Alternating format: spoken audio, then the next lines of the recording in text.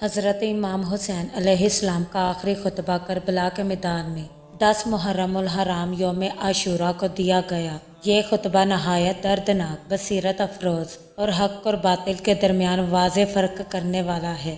امام حسین علیہ السلام نے اس خطبے میں اپنی قربانی کا مقصد، دشمنوں کا چہرہ اور حق کا پیغام بیان فرمایا۔ یہ خطبہ یزیدی فوج کے سامنے دیا گیا تاکہ حجت تمام ہو جائے۔ آپ رضی اللہ تعالیٰ عنہ کا آخری خطبہ یہ تھا: اے لوگوں، میری بات غور سے سنو، جلد بازی نہ کرو، تاکہ میں تمہیں وہ بات سمجھا دوں جو تم پر لازم ہے اور جو تمہارا حق ہے میرے اوپر۔ اگر تم میرا عذر قبول کرو گے اور میری بات کو سچ سمجھو گے اور انصاف سے کام لو گے اور تم زیادہ سعادت مند ہوگے اور تمہارے پاس میرے خلاف کوئی دلیل باقی نہیں رہے گی۔ امام حسین رضی اللہ تعالیٰ عنہ نے یزید کی بیعت کیوں قبول نہیں کی؟ امام نے فرمایا کہ میں یزید جیسے فاسق اور فاجر شخص کی بیعت نہیں کر سکتا جو دین کو مٹانے والا ہے، شراب نوشی کرتا ہے اور ظالم ہے۔ آپ رضی اللہ تعالیٰ عنہ نے فرمایا، میں نے اس لیے خروج کیا تاکہ میری امت کو اصلاح کی طرف بلاؤں، اپنے نانا محمد صلی اللہ علیہ وآلہ وسلم کی سنت اور اپنے والد علی کے طریقے پر چلاؤں۔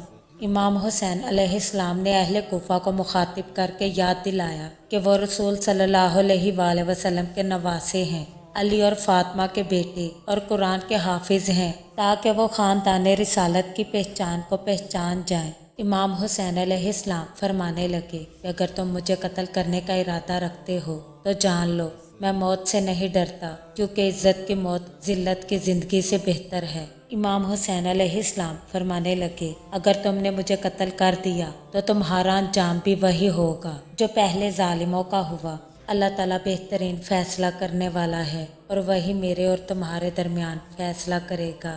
دوستو، ویڈیو کو لائک، شیئر اور چینل کو سبسکرائب ضرور کر لیں۔